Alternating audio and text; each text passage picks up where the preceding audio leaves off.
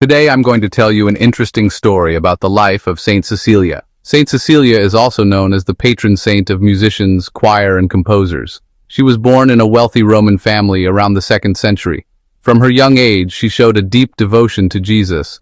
Every day she prayed, fasted, and even wore simple clothes, even though she lived in luxury. She also vowed to dedicate her life to Jesus Christ and to remain a virgin for the rest of her life. But her family had other plans for her.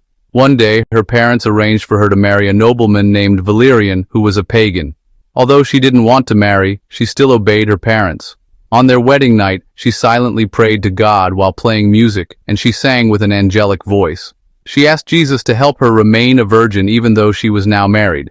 Then when her husband came to her, she told him that she had made a vow to God and that an angel guarded her virginity. Valerian then agreed to respect her vow, but only if he could see her guardian angel for himself. She told him that he could only see her angel if he agreed to be baptized as a Christian. He then accepted her request and went to Pope Urban to be baptized.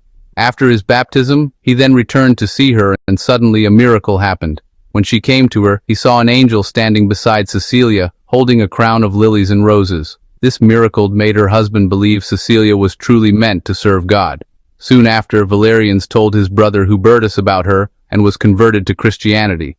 Later, these two brothers became known for helping Christians, but were later executed for their faith. Then Cecilia helped spread Christianity, even in the face of the rising persecution. Unfortunately, she was caught by the Roman army and was arrested for being a Christian. She was sentenced to death by suffocating her in the Roman baths, but miraculously, she survived. Later, her executioners had her beheaded, and after they struck her 3 times with their sword, Cecilia was fortunately still alive. Although she survived, she suffered so much pain and was bleeding, and after 3 days, she died as a martyr of her faith. According to some witnesses, before she gave her last breath, Cecilia sang in praises and asked the Pope to turn her home into a church. Her body was then buried in the catacombs of St. Calixtus. And centuries later, in 1599, when her tomb was opened, it was said her body was found incorrupt, perfectly preserved. Later, an Italian sculptor, Stefano Maderno, created a beautiful statue of how her body was originally found. This work now lies under the altar of Santa Cecilia in Trastevere, a basilica built on the site of her former home in the year 1594. Later, Pope Gregory XIII named her the patron saint of music, inspired by her accounts of how she sang in her heart to the Lord, even in moments of suffering.